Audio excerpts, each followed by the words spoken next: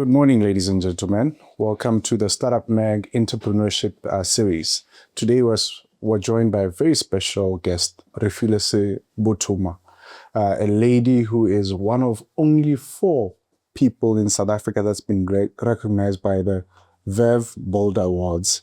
In Africa, I believe there's only 8. Yeah. And you play in a very interesting space, bold space, which is the energy space. But before we get into what is it you do, who is Refilwe? Oh, I always say I'm a child of God first, because I think it's important. I always say that out of that identity, I'm able to become everything else that I need to be. I'm a mom, I'm a wife, I'm a sister, I'm a friend, I'm an entrepreneur.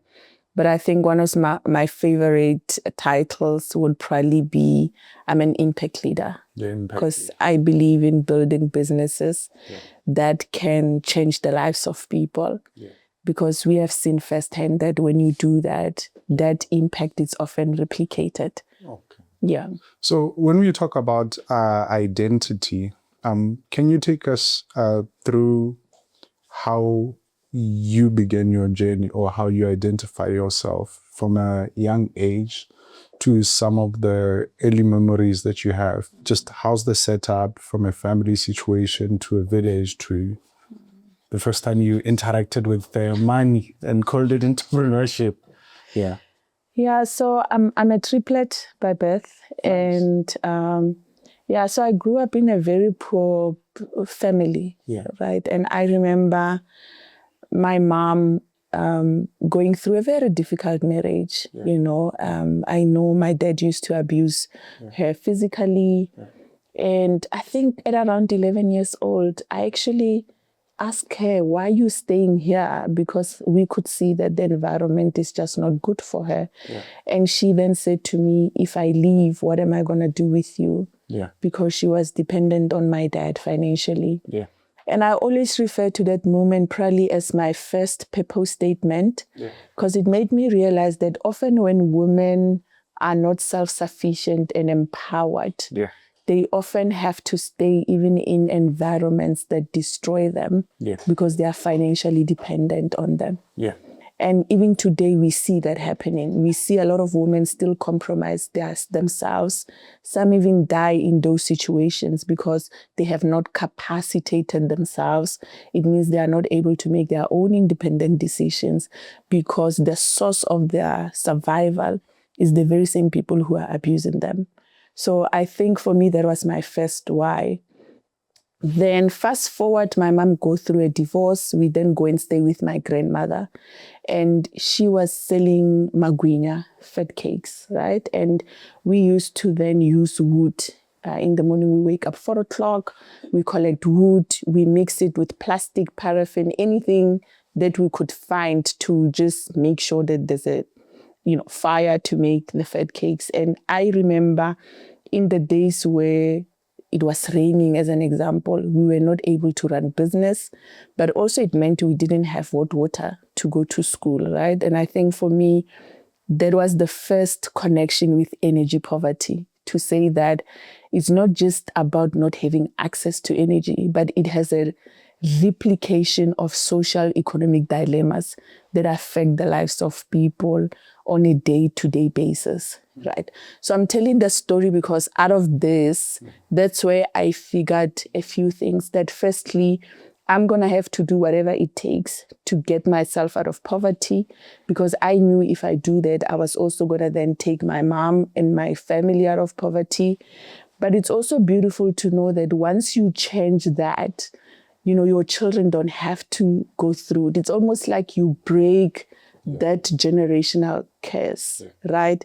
There was the first one. The second one is that I saw my grandmother and my mom giving people out of nothing, and I think that was the first impact leaders that I had access to, where if somebody comes and then, Barry, there's no food at home, they will take the last 2.5 kilo of bupi and share it.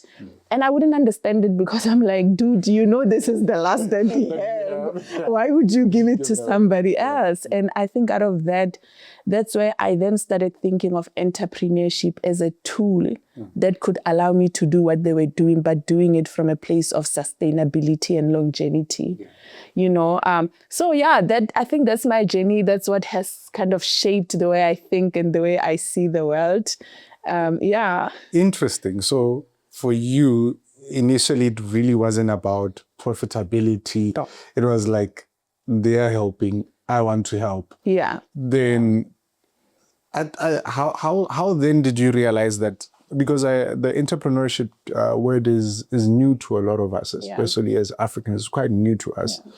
What did you term it at the time when you were younger? Or did you already know the term entrepreneurship? No, I just wanted to help people and be, even impact leadership, we didn't know it as that, you know, but I just wanted to help people, but I wanted to change my situation, you know. And I went to varsity, I went through working environments, I worked, but at the same time, then I started realizing that working for people has limitations, you know, and I always make this example that if you are not self-sufficient, you cannot sustain other people, you know. So I believe in filling my cup first, because then I can fill the others, you know, because I can't fill others from an empty space, you know, that type of a thing. And for me, corporate was just always limiting. You know, I would also argue with God a lot of times to say, okay, if God wanted to give me R1 million rent today, he would never be able to do it in a corporate environment. Because,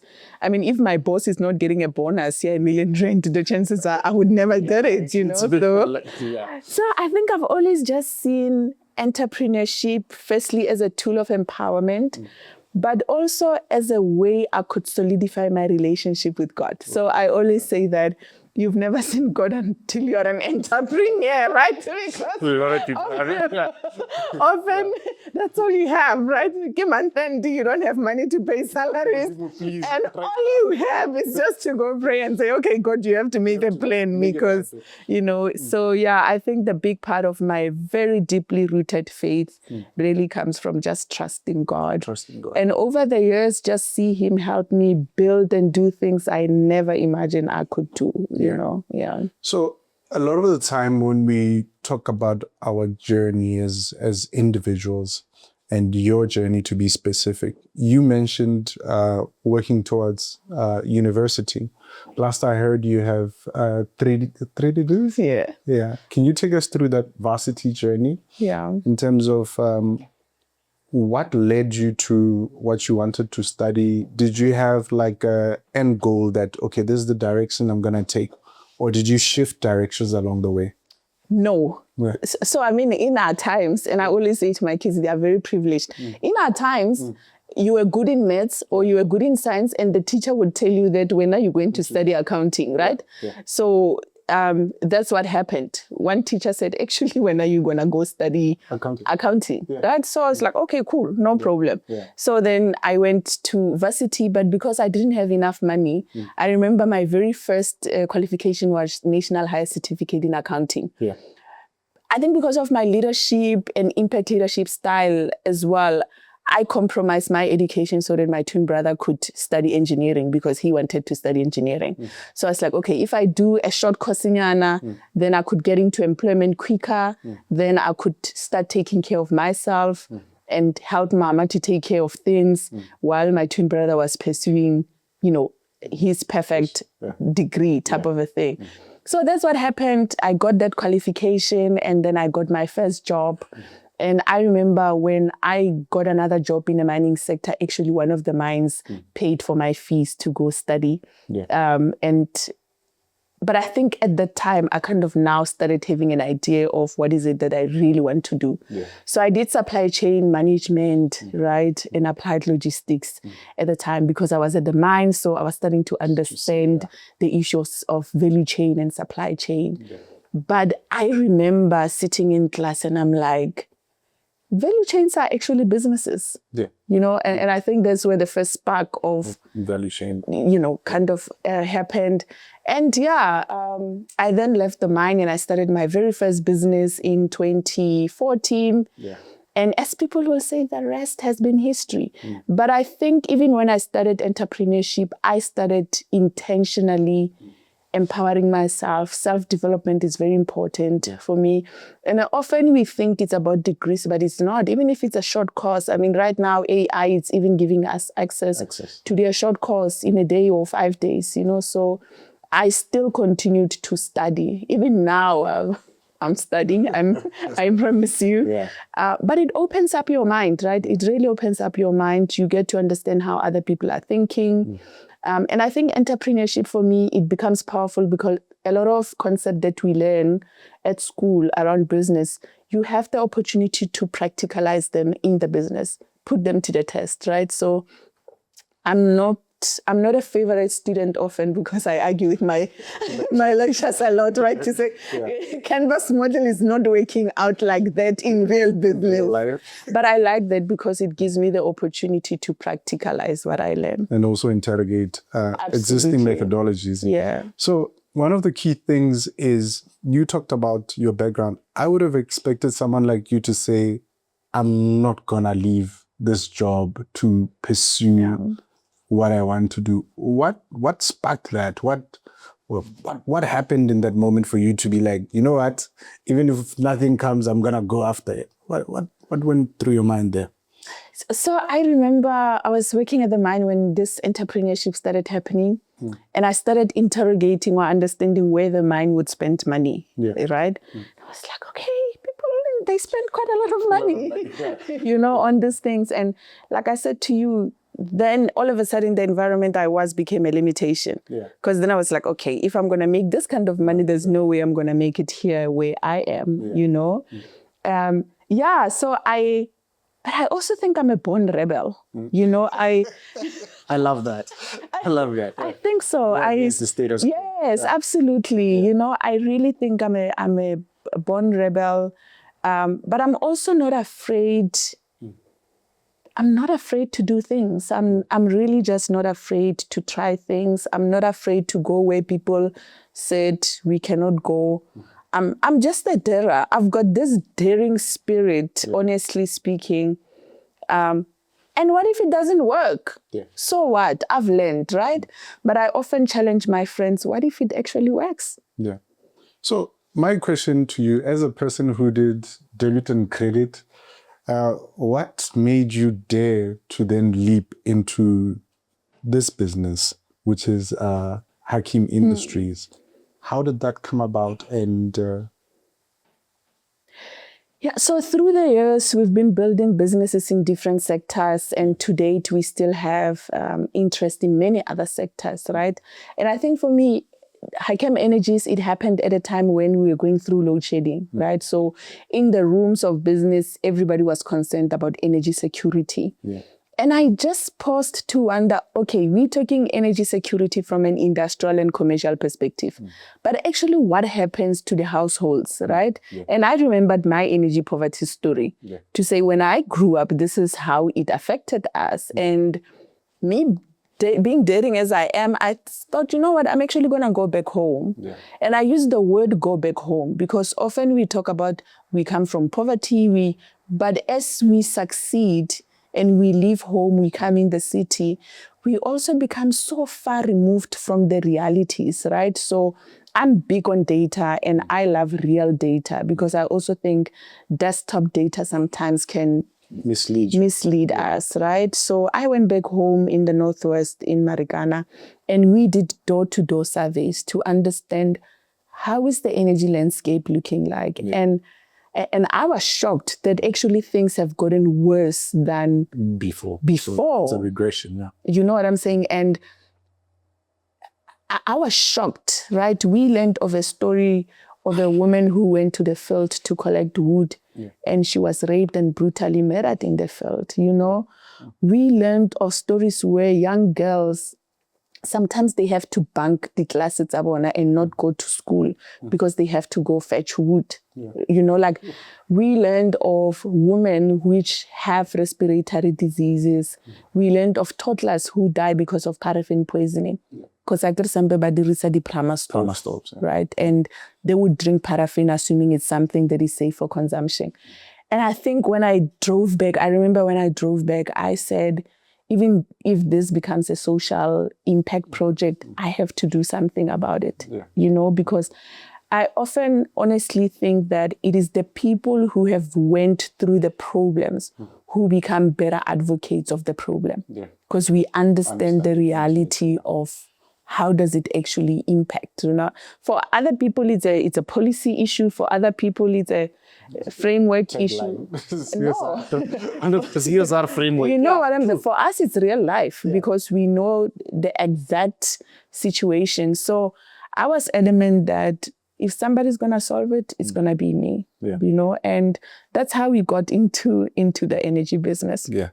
So talking about the energy business and your comprehension around it, I mean, one of the most recent statistics is South Africa has had a decline in local production from 80 to about 30% of production in gas. So you could have gone any direction. But what really informed the type of gas you wanted to get into? And I'd like you to explain the model of the gas before we get into the business of it. Yeah, so I think if you see how dire the situation was, I was adamant that if we're gonna bring solutions, we have to bring solutions which are practical, but that we can implement immediately as well, right? So I'm a long-term strategist. I understand long-term, but I also think sometimes it's okay to understand that as a developing country that we are, we as entrepreneurs, we need to be willing to crawl before we walk and walk before we run, right? And if you look at the energy framework of Africa as a continent, for me, I argue that we should be focusing on decarbonization. And I'm not saying these things are not critical, but I'm saying if women are still dying and losing their lives and losing their dignity, then we have to really treat it as an agent issue. Critical. You know what I'm saying? And that's the decision for us to say, what is available now that we could build a very specific value proposition model to make sure that we start fighting the eradication of energy poverty. And liquid petroleum gas for me was one of the options because it's already here. It's being used by industries. It's being used by a lot of medium to high earning communities. So the thing for me is how do we then bring it down and scale it down from a distribution perspective to hit the last mile and make sure that they can afford it. And that's why you look at things like refillers you can afford. Because very quickly we realized that for me and you, it's okay to buy a 48 kg. But for guys that we are trying to solve for, because of just their income patterns, they are not able to buy a 19 kg at a go or a 9 kg at a go. So we are saying, if you've got 50 rand, we could refill for 50 rand. It will push you for that period. You go cook. When you make another 50 rand, you come back. And it's interesting as well that generally you see there's the model. Even if we look at food, people are starting to think of how do we debulk, right? I mean, you've got your Twalisa concept where somebody can buy a cup of maize meal because that's what they can afford for that particular day, right? So even with our model, that's what we wanted to do. We wanted to make sure that energy and clean energy particularly, it's available, it's affordable, and it's accessible for those communities. And I think because we know that majority of the users are women and they are children, right? We then wanted to make sure that number one, it's closer to the communities, right? But number two, we started bringing smaller cylinders because think about it. If a grandmother is going to have to carry a 9 kg cylinder, then it's too heavy for them. So we really went to the ground to understand how are we going to make this model practical, and affordable for them.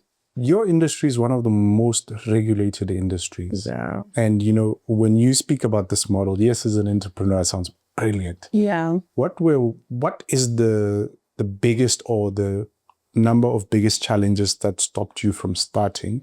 And what helped you overcome them? Yeah, so I always talk about centralization of information, especially for new entrants, because industries like this, people still prefer to call them monopolized because then information is kept and it's very limited. You don't have access to it. But I think I was fortunate that I was able to knock on doors. And again, to my rebel character, right? I knock until somebody opens type of a thing, where we then started understanding the regulations that you're talking about. And regulations are expensive as well, But I must also say that because I had been building businesses in similar industries before energy, I understood the importance of compliance. I understood the importance of regulations. And it's things that I've never been willing to compromise as an entrepreneur, So we wanted to really do it right. Those are some of the things we did. But also, if you look at the concept of clean cooking, it's quite new in Africa and in South Africa, to be very specific. Definitely. Then it means you don't have a funder who's readily willing to say, I will fund your project, So and I think the other thing, because it has a massive social impact side of it, people often ask, are you going to make money? Yeah. And if I'm an investor, am I going to get my money back? So something that I had to decide to do. And I say this with utmost humility because I also understand that it's not every entrepreneur who's got the kind of resources to say, I'll put so much money so that I can prove this concept, But I think I was fortunate that I was able to put my own money up front to say, I'm going to build this thing because I believe in it. Yeah. Because the funny thing is, it's only when people start seeing the model work and you start showing results that people come and take you. You know what I'm saying? So I do think it's important for entrepreneurs to accept that it is going to require some skin in the game. Yeah. It is going to require own investment, for you to just prove the concept, especially if it's models that has never been done before type of a thing. But what was also interesting is that there had been a lot of work that had been done around clean cooking. Yeah. There were papers which had been published. Yeah. There were policies which were there. And it was just really about finding and going out that ecosystem and collecting the data, because then it helps you to save school fees. You don't have to pay the same school fees that other people have already paid. So we leaned quite a lot on that. I remember we also traveled to Kenya and I spent some time there to learn because, in my opinion, I still think Kenya is leading clean cooking models, right? So just to go there and understand that what is it that they've done well, their learnings and all of that. So those are the things that I have practically done to just try and overcome the challenges. I think lastly, for me, I've always said that there's no perfect timing to do anything. Sometimes you believe in a concept, just stand up and do it, because we wait for perfect conditions sometimes to start and we will never start.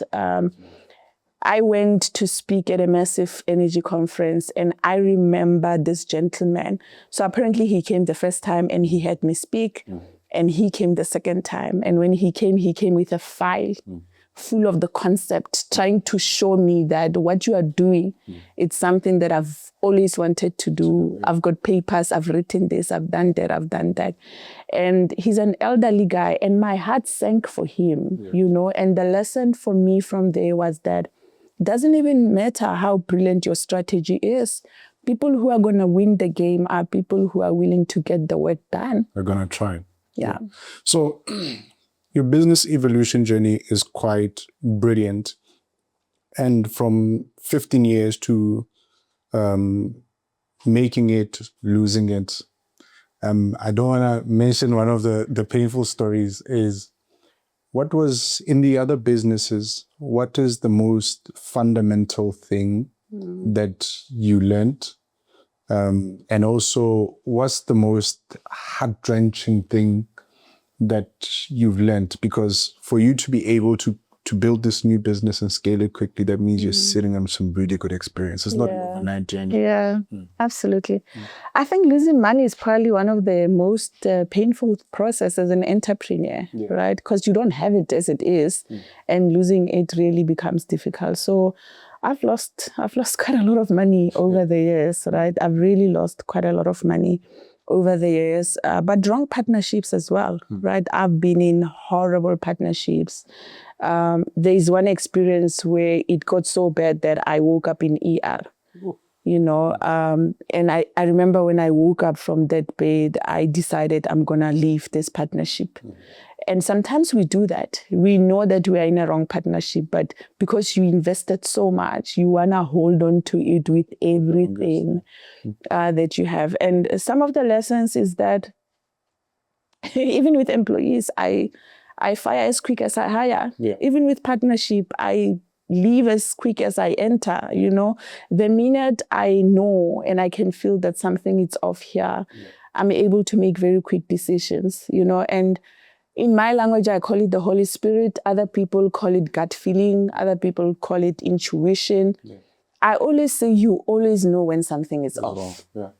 Sometimes you can't prove it, right? But you know. There's something off with this guy,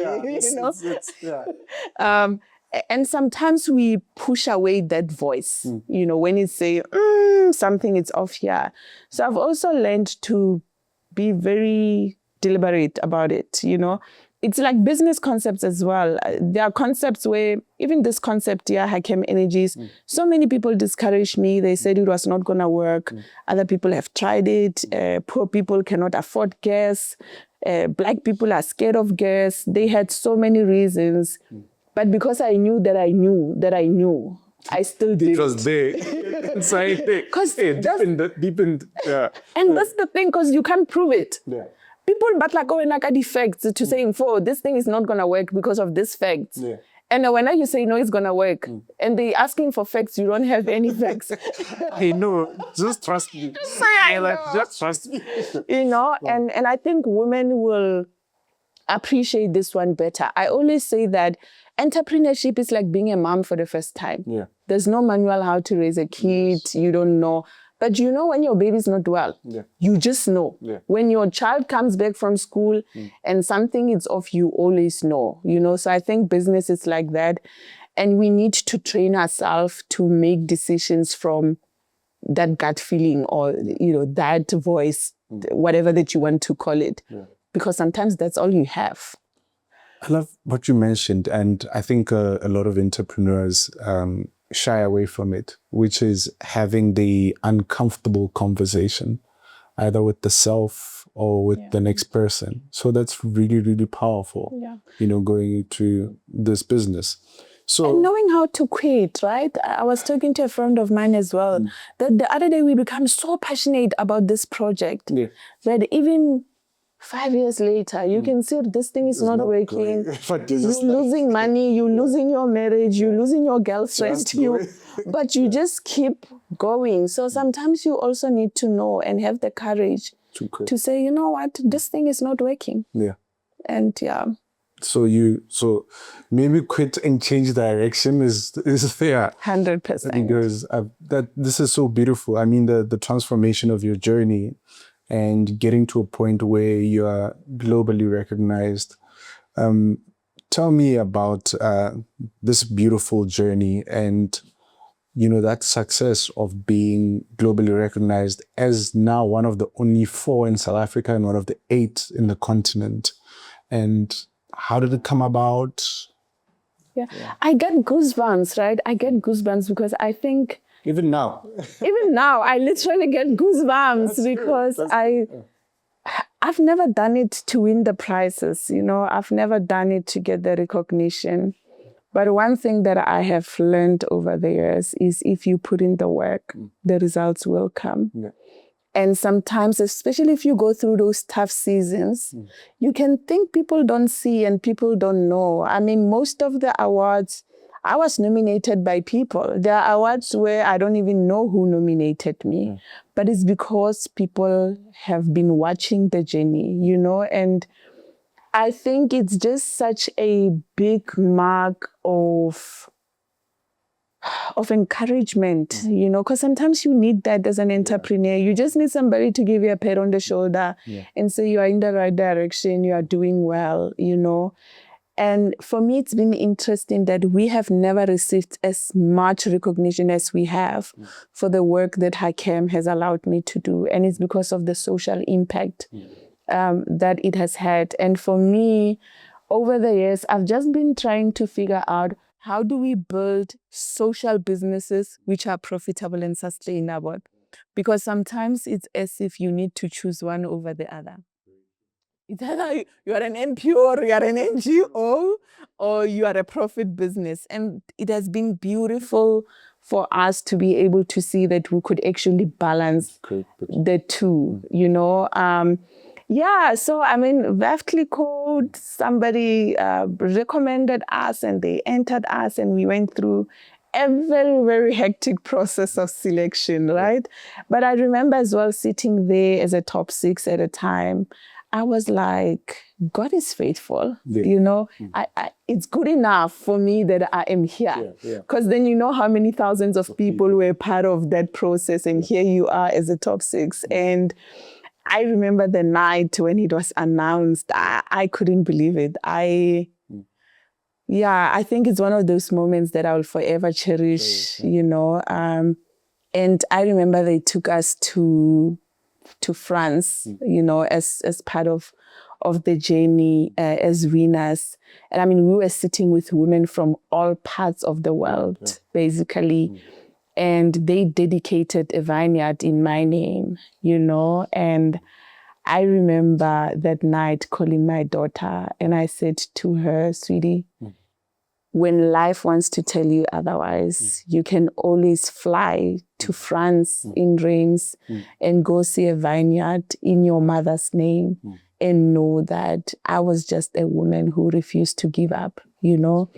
And you should always remember that God can do anything, right? So those are big humbling moments for me. Getting goosebumps. I'm telling you. I don't want to say something like that to my child. Like, wow, it's amazing. You know, and I then think people often ask me if I've achieved it, and I'm like, not yet. But the fact that my kids have a real reference point of what an ordinary Black woman, who the odds were against her, could rise up and change her life and change the lives of people and ensure that they are better positioned.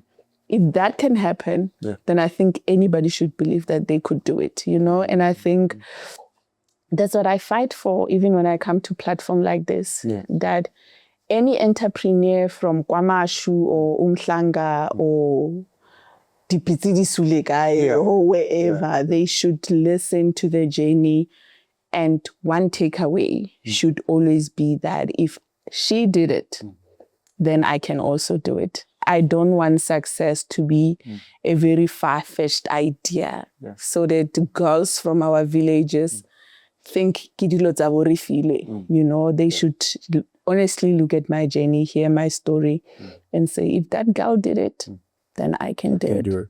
You know, in our business journey, everybody has that moment where now it's becoming an actualization. Yeah. In your moment, going back to your village and setting up your business, do you have a specific moment of a random person where you're like, yes? Yeah. So I remember what we started doing is that one of the biggest barriers for people to transition is the cost to transition. Meaning people often don't have money to buy cook stove or gas bottles. And so one of the campaigns we do, we would partner with corporates from their CSI perspective. We would then go into a village and partner with NPOs and then distribute these things as an investment so that they can transition, right? And I remember we went in one particular community and this old woman, probably 70, 80, came to me carrying a cylinder on the head with a cooker top, with tears running down. And she said to me, Wanake, I never imagined that I could afford a gas stove. And a moment like that, it hits different. Because for us, it's it's about, it's what, probably 600 rand. But for her, it's a possibility. You know, she can hope again. She can go and cook for her grandchildren again. She doesn't have to worry about going to the field and collect wood. It's something that changes her life forever, you know. So yeah, those are some of the moments that just makes you think, you know what? Given a chance, I'll do it again. You went to bed happy that day. You're like, let's forget about those moments were tough. It's very beautiful. You do. So I think this project, man, has changed my heart. Hey, from somebody who always used to say, I'm an impact leader, I think it's an absolute privilege to be able to do it and see the change that it comes with. Yeah. That's amazing. Congratulations on that, to be honest. Thank you. Not everybody recognizes the small moments that change everyone around you's life. Yeah. So when you set up your business, you were intentional about the location. What does it look like in terms of setting up? What did it look like, the journey of setting up in your location? Yeah. So absolutely, very intentional. We often go where people say we shouldn't go. You know, where everybody sees risk and we're like, oh, no, we are going right there, you know. But yeah, like I said, I love data. So a lot of the work that we do, it's fully backed up by data analysis, you know. So when we get into communities, we will build very strong stakeholder engagements and partnerships. And I think that's perhaps one of my biggest flex. You know, I always say that from an early age of my entrepreneurship, I had to learn what are the things that I'm really strong at as Refilwe, and things that I know I'm not strong at, I'll always outsource them or build people and partners around me who are extremely good at the things I'm not good at, you know. So, for example, we partner with the chiefs and the traditional leaders, and all of a sudden they've got a voice that we don't have, and they're able to influence decision making. But also people understand them, they understand the language, and there's also a lot of traditionally rooted misconception about things, you know. If somebody says, because badimo ba tlo se batla, you can't argue that in business. So you need somebody qualified, like a traditional leader, or to come and qualify that and say, now times have changed, we are changing, you know. So I've been very comfortable to really leverage on strategic partnerships. Even in my teams, I employ people who are smarter than me. I employ people who are better than me at things, and I employ people who are good at things that I'm really not good at, you know. So those are some of the strategic mechanisms that we use.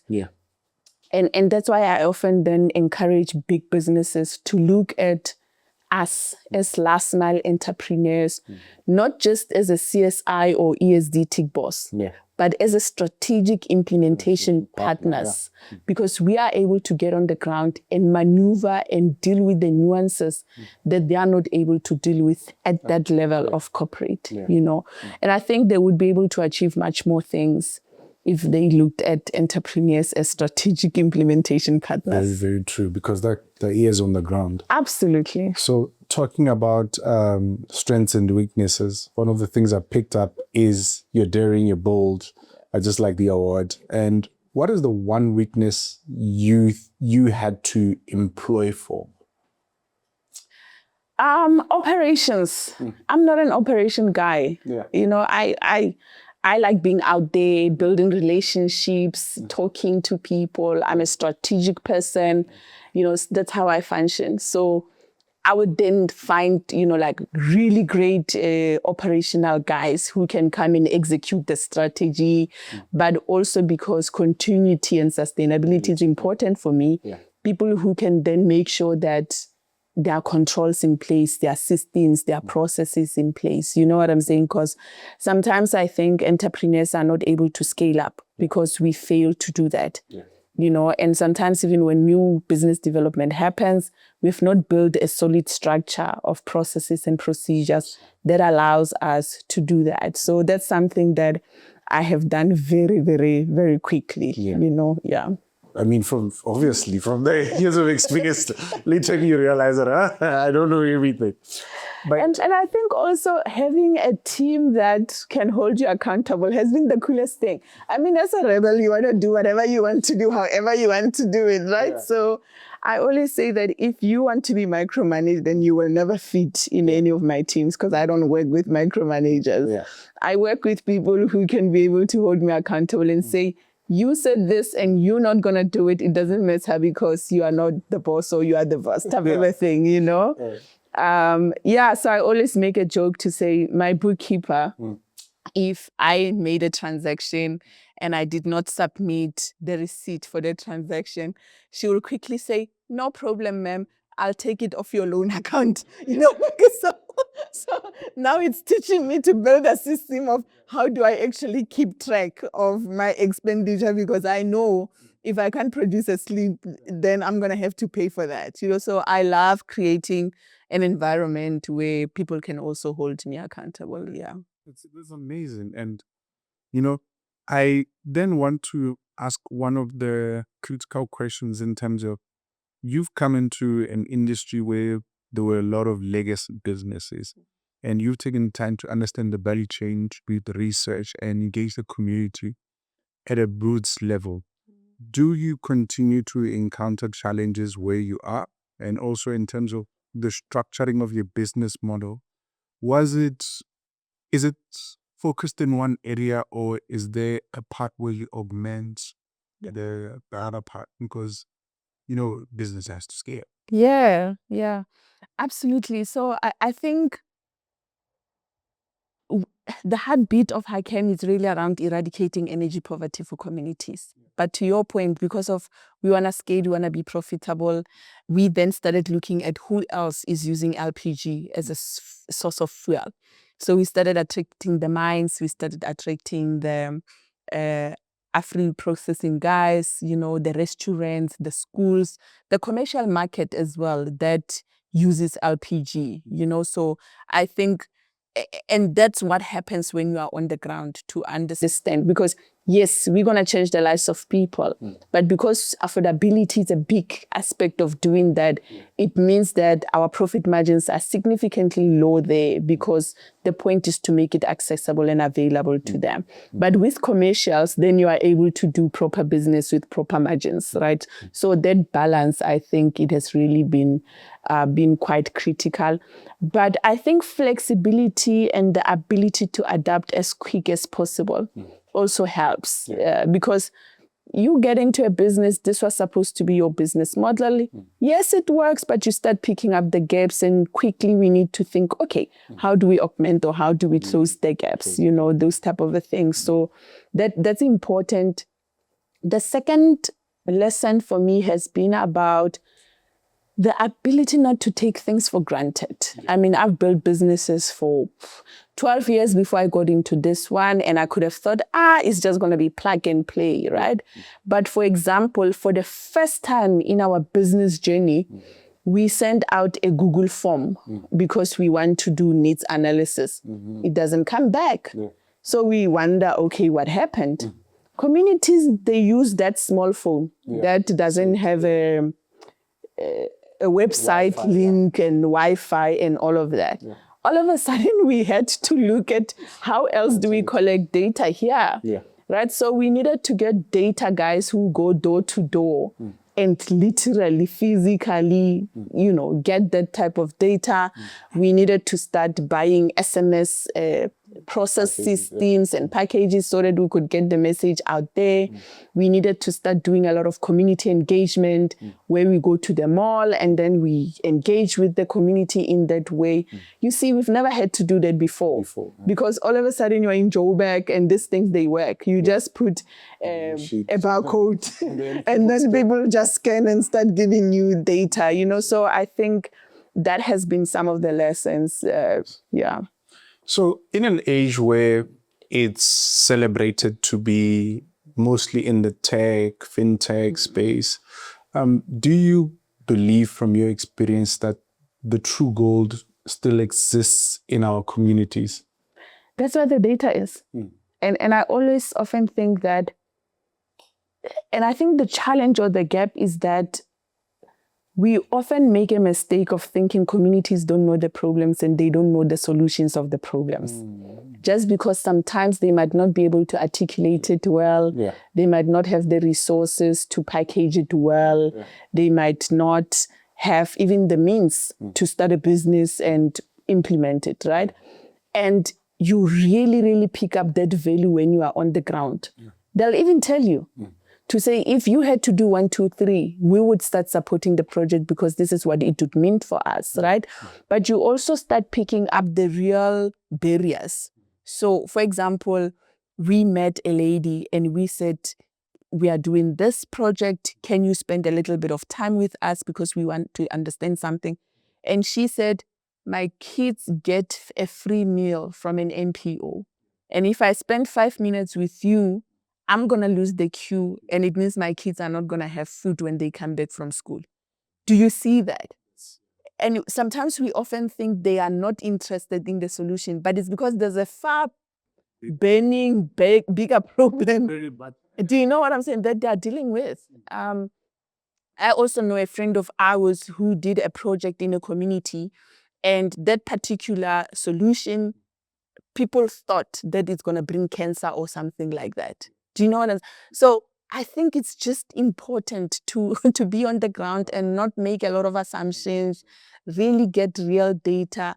And if you are not going to get data through artificial intelligence because perhaps it's not a thing there, we then need to find alternative ways. But also, let's not write off the market, because then I see opportunity. I mean, I'm already talking to my tech friends about it. Yeah. To say, how do you build a POS system in the village that doesn't depend on Wi-Fi? Or it doesn't depend on electricity, because electricity is an issue. Or it doesn't depend on whatever. Do you know what I'm saying? Because I often think that where there are problems, that's where entrepreneurs must come and close those gaps by giving realistic solutions. Yeah. Before we narrow down the conversation, because we've been talking about business and I can go on for hours and hours because I'm really enjoying the journey. I want to ask, as someone who's studied value chain accounting and in this sector, what are the potential opportunities that maybe someone who's going to watch this can possibly consider, whether it's direct partnership, indirect partnership, or just, I know a lot of people would think the opportunity is reaching out to you, but sometimes you can say, but here's the gap. Yeah. And you just mentioned one, by the way. Yeah, sure. I think so much. So I often think about every time I get into a business, and let's talk about water bottling as an example. Think about, honestly speaking, what does it take from the beginning to when I drink this water? What actually happens? Because that's where the opportunities are sitting, right? So how does LPG get in the country? What happens when it gets in the country? If it gets at coastal, how do we move it from coastal to inland? When it gets to inland, it has to be packaged. Who packages it? Once it's packaged, it needs to move to the plants, right? When it gets to the plant, how do we get it to the Hakem LPG boxes? And then from the LPG box, how do we get it into somebody's house? When it's in somebody's house, how do they actually start cooking with it? And what happens when the burners start working because it needs maintenance? Or, so I think about value chains in that way. So practically, we started with the LPG boxes. That's how we started. But also from a risk perspective, I like to start at the bottom of the value chains, because then the risk is quite limited, right? So we started there. And this year, actually last month, we launched our very first bulk infrastructure, meaning it's now taking us a few steps up the value chain, where we are no longer just bringing LPG packed. We now have a bulk infrastructure. We can pack ourselves and then distribute to the POSs. And can you unpack that bulk infrastructure a little bit more? Because I'm agreeing with you, but I'm like, I don't really understand this. Yeah. Okay. So if you think about it, let's talk about a LPG cylinder. Yes. That you get in the garage or you get at our boxes, right? Before, we would get it from somebody else's facility who have had to refill it, package it, do all the checks, and then bring it to us. So now what we have done, we have become that person. We are no longer buying it already filled in a cylinder. We get those trucks. You see the trucks you meet on the road with LPG tankers? You then get that tanker coming to offload in our bulk facility. From there, we would then refill in cylinders, and then from the cylinders, then distributed. Amazing. Yeah. Wow. So It's a cool project. It is such a you cool get excited project. you really get excited every time you talk about it. And you know this, now I'm trying to mellow down the conversation because we've been talking about business. Now I want to take it back home in terms of, you know, as you said, you need to start somewhere and build towards something. And you need structures, processes, policies. Do you have structures, processes, policies in your personal life? You did mention you're a mom. You did say you're married. I think it's one of the few areas that as entrepreneurs we just forget. Sometimes when it's what? The zone and the zone. Yes. Yeah. Firstly, do you think there is such a thing called work-life balance? And what have you found to work for you? Yeah. So firstly, I don't believe in work-life balance. I don't think it exists. Yeah. But what I do think is important is to understand the things which are important to me and make sure that I prioritize them, you know. So yeah, I do have processes in my own life. So for example, all my games for my kids, they are in my calendar. My PA knows, you know, if there's a netball match, we put it in the calendar, we block it off because that's how important it is for me, you know. For example, I love cooking. I love spending time with my family. Those are the things that I would block time off to make sure that I get to do them. Gym is very important for me. I'm at gym 5 o'clock, 6 o'clock every morning. The only day I'm not there, it's either I'm traveling or I'm really sick. So those are some of the daily routines, right? It's funny, actually, this morning I updated that on my status to say, I love gym in winter because it reminds us of the tenacity and the resilience we need to build. The 5 a.m. club, right? And I think that's the funny about entrepreneurship, because often people think, I hear people say it, I want to be an entrepreneur because I want to control my time. I'm like, hey, mama, you don't know, or you don't have time. It's literally, you know, but I think self-discipline then becomes something very important because you don't have a boss. You don't have somebody who's going to ask if you woke up, if you attended that meeting. If you want to block your calendar and sleep the whole day, you can actually do it, right? So I think self-discipline is important. But one of the systems that I love and I talk about all the time is accountability partners. Yeah. You have to create those partners throughout important aspects of your life, right? Michael Jordan says there is no one who has been exceptionally at anything who has done it without having accountability partners. Whether it's a mentor, whether it's a coach, maybe it's a friend who will ask you, bro, you said you're going to quit drinking. Why do you have that thing on your hand? You know what I'm saying? So that's important. Even exercise, we literally have an accountability group. Every morning when you get to gym, you need to take a picture and then check in to say that. And after a week, you need to give us results. If you didn't check in at gym, you must tell us why you didn't check in, you know? So I'm very intentional about those kind of accountability partners, right? And I think lastly, for me, it's really just being intentional. It's all about who do you surround yourself with. I think sometimes as entrepreneurs, we are comfortable to being the boss and making the call and making the decisions. And it's probably one of the biggest downfalls because then you don't have to account to anybody, you know. I really think it's important. And I often say, if I'm in a room and I'm the smartest person or I'm the most intelligent person or I'm the most successful person, however we measure success, then I'm in the wrong room.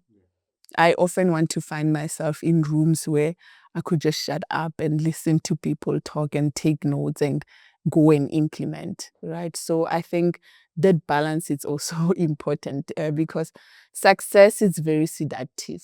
Wow.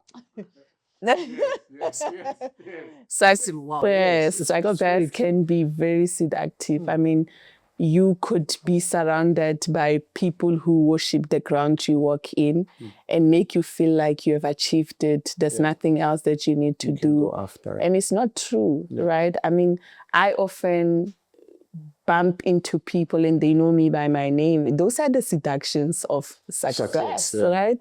The other day I was in Zurich airport and somebody called me by my name. And I was like, there's no way, I'm so far from home.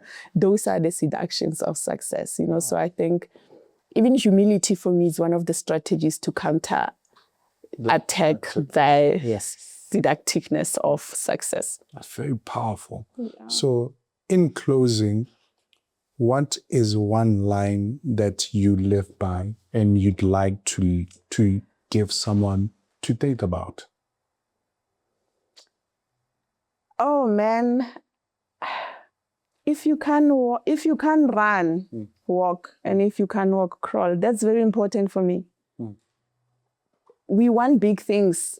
Before you talk about R1 billion, it's okay to talk about 100 rand. It's really okay, you know. You said one line. But please go ahead. I'm also thinking about, you know, I often think. Let me give you 3. 3, okay. Your We'll take 3.